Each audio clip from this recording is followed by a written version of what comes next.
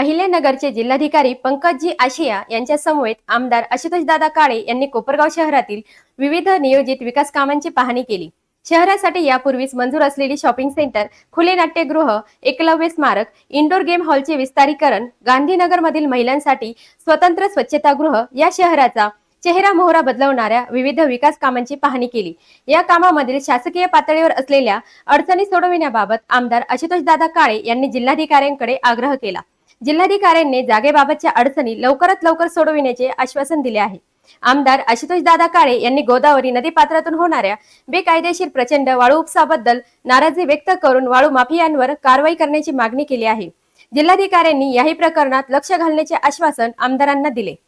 Oscar news साठी रेणुका ढमाले सह अनिकेत।